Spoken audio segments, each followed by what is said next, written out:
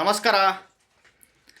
ಎಲ್ಲರಿಗೂ ಒಂದು ಕನಸಿರುತ್ತೆ, ಸ್ವಂತ ಮನೆ ಕಟ್ಟಿಸ್ಬೇಕು ಅಥವಾ ಕಟ್ಟಿರೋ ಮನೆ ತಗೊಬೇಕು ಅಥವಾ ಅಪಾರ್ಟ್ಮೆಂಟ್ ತಗೊಬೇಕು ಅಂತ ಪ್ರತಿಯೊಬ್ಬ ಮನುಷ್ಯರಿಗೂ ಕನಸಿದ್ದೇ ಇರುತ್ತೆ.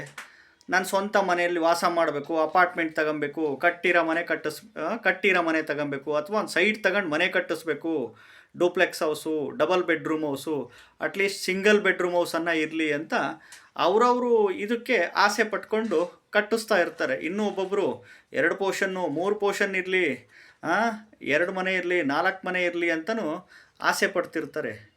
ನೋಡ್ರಿ, ನೀವು ಮನೆ ಕಟ್ಟಿಸ್ಬೇಕಪ್ಪ ಅಂತಂದರೆ ತಿಂಗಳಿಗೆ ಗಂಡ ಹೆಂಡತಿ ಇಬ್ಬರು ಸೇರಿ 1 ಲಕ್ಷದಿಂದ 2 ಲಕ್ಷ, 1 ಲಕ್ಷದಿಂದ 2 ಲಕ್ಷ ಅಥವಾ 3 ಲಕ್ಷ, 1 ಲಕ್ಷದಿಂದ 3 ಲಕ್ಷದವರೆಗೂ ದುಡಿಬೇಕು.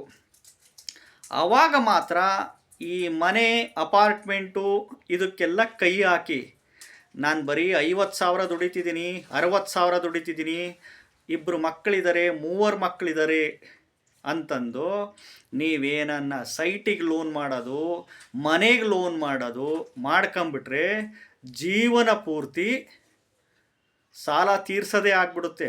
60 ವರ್ಷದವರೆಗೂ ಬರೀ ಸಾಲ ತೀರ್ಸೋದಲ್ಲೇ ಆಗ್ಬಿಡುತ್ತೆ.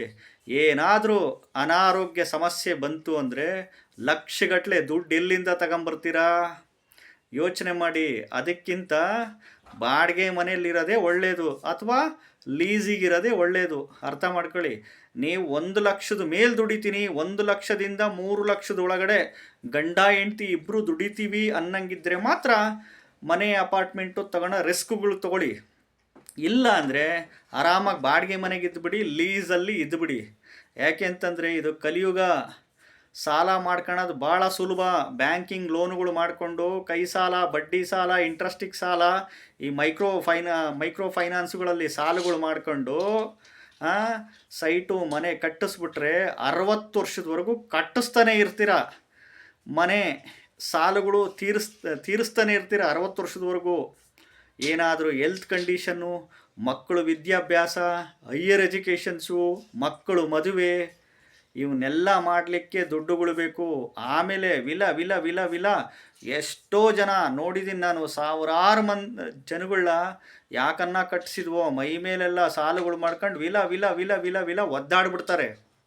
ಅದಕ್ಕೆ ಎಸ್ಪೆಷಲಿ ಈ ಮಿಥುನ ರಾಶಿನರು, ಸಿಂಹ ರಾಶಿನರು, ಕನ್ಯಾ ರಾಶಿನರು, ತುಲಾ ರಾಶಿನರು, ಮೀನ ರಾಶಿನರು, ವೃಷಭ ರಾಶಿಯವರು, ನಿಮಗೆ 1ರಿಂದ 3 ಲಕ್ಷದೊಳಗಡೆ ಗಂಡ ಹೆಂಡ್ತಿ ಇಬ್ಬರು ದುಡಿತೀವಿ ಅಂತಂದರೆ ಸೈಟ್ ತಗೊಂಡು ಮನೆ ಕಟ್ಟಿಸಿ ಅಪಾರ್ಟ್ಮೆಂಟನ್ನು ತಗೊಳ್ಳಿ.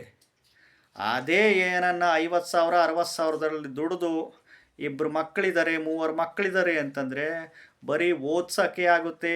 ಮಕ್ಕಳಿಗೆ ಏನನ್ನ ಹೆಚ್ಚು ಕಮ್ಮಿ ಆಯ್ತಂದರೆ ಆಸ್ಪತ್ರೆಗೆ ಇಡಬೇಕಾಗುತ್ತೆ ಲಕ್ಷಗಟ್ಟಲೆ. ಹೈಯರ್ ಎಜುಕೇಷನ್ಸ್ಗಳಿಗೆ ಲಕ್ಷಗಟ್ಟಲೆ ದುಡ್ಡು ಬೇಕು, ಮದುವೆ ಮಾಡೋಕ್ಕೆ ಲಕ್ಷಗಟ್ಟಲೆ ದುಡ್ಡು ಬೇಕು. ಬರೀ ಒಂದು 2 ವೀಲರ್ ತಗೊಳಕ್ಕೆ 1,20,000 1.5 ಲಕ್ಷ ದುಡ್ಡು ಬೇಕು.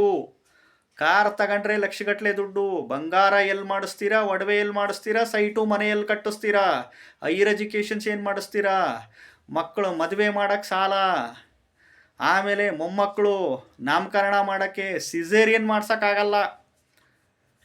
ಇಷ್ಟೆಲ್ಲ ಹೋರಾಟಗಳು, ಜೀವನದ ಹೋರಾಟ ಸಿಕ್ಕಾಬಟ್ಟೆ ಟಫು.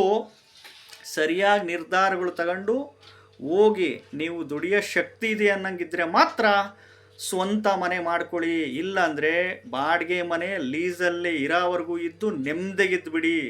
ಏಕೆಂದರೆ ಸಾಕಷ್ಟು ನೋಡ್ಬಿಟ್ಟಿದ್ದೀನಿ, ಅನುಭವದ ಮಾತು ಹೇಳ್ತಿದ್ದೀನಿ. ಇದನ್ನು ಕಿವಿ ಮಾತು ಅಂದ್ಕೊಳ್ಳಿ.